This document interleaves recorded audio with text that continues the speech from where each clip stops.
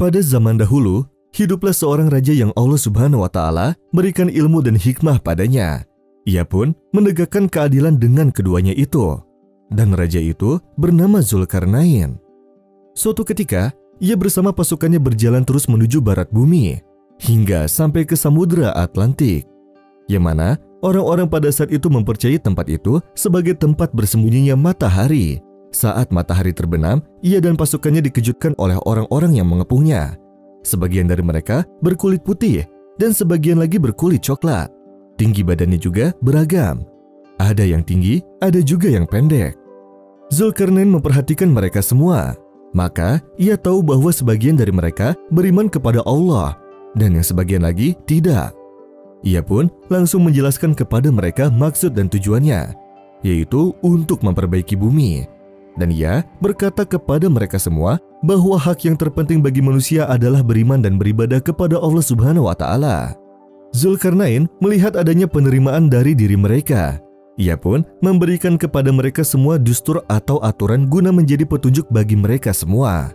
وَيَسْأَلُونَكَ عَنْ ذِي الْقَرْنَيْنِ قُلْ سَأَتْلُو عَلَيْكُمْ مِنْهُ ذِكْرًا إِنَّا مَكَّنَّا لَهُ فِي الْأَرْضِ وَآتَيْنَاهُ مِنْ كُلِّ شَيْءٍ سَبَبًا فَأَتْبَعَ سَبَبًا حَتَّى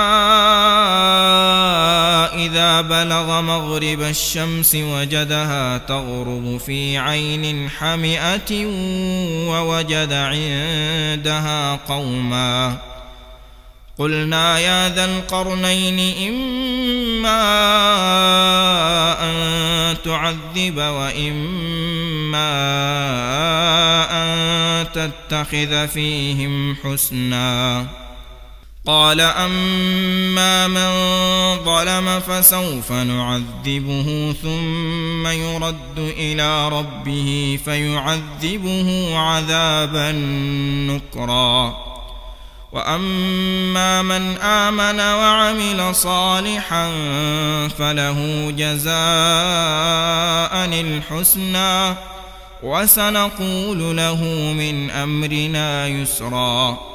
Setelah itu, Zulkarnain dan pasukannya berjalan terus menuju timur dunia hingga sampai ke ujung benua Afrika. Ia pun melihat adanya manusia yang mana matahari menyinari mereka tanpa adanya suatu penghalang, baik seperti pepohonan ataupun bangunan. Ia pun mengajak mereka beriman kepada Allah Subhanahu wa Ta'ala dan mengamalkan segala perintahnya. حتى إذا بلغ مطلع الشمس وجدها تطلع على قوم لم نجعل لهم من دونها سترا كذلك وقد أحطنا بما لديه خبرا ثم أتبع سببا. Setelah ia sudah menelusuri bumi dari barat hingga timur, ia pun berpulang bersama pasukannya menuju tempatnya, yakni negeri Yaman. Di perjalanan pulang, ia mendengar akan adanya suatu tempat bernama Baina Sadain, atau di antara dua gunung, di mana tempat tersebut selalu diserang oleh kaum zolim. Maka Zulkarnain dan pasukannya pun pergi menuju tempat tersebut, dan ia mendapati bahwa kaum Ya'juj dan Ma'juj lah yang menyerang penduduk Baina Sadain. Mereka menyusup lewat bawah gunung untuk menyerang penduduk desa. Para penduduk meminta agar Zulkarnain membuat pembatas guna menjauhi perbuatan zolim mereka. Kemudian Zulkarnain meminta mereka untuk mengumpulkan potongan-potongan besi yang terdapat di padang pasir, lalu menaruh besi-besi itu di jalan yang biasa dilewati oleh Ya'juj dan Ma'juj. Kemudian membakarnya dengan api, juga meniupnya sampai meleleh, dan mencampurkannya dengan cairan tembaga. Maka pembatas itu menjulang tinggi, hingga menyamai tinggi dua gunung di sebelahnya. Setelah kejadian itu, semua orang pun bersyukur kepada Allah Subhanahu wa Ta'ala, dan Zulkarnain pun bersama pasukannya meneruskan perjalanan pulangnya dengan keadaan senang dan gembira.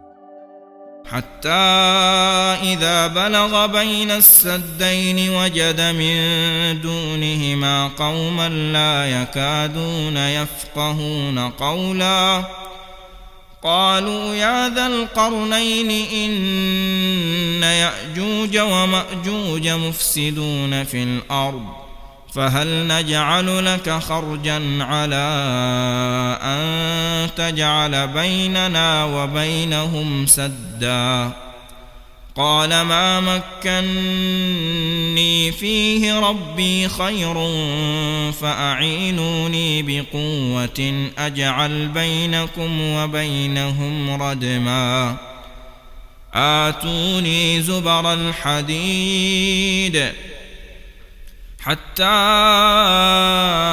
إذا ساوى بين الصدفين قال انفخوا حتى إذا جعله نارا قال آتوني أفرغ عليه قطرا فما استطاعوا أن يظهروه وما استطاعوا له نقبا قال هذا رحمة من ربي فإذا جاء وعد ربي جعله دكاء وكان وعد ربي حقا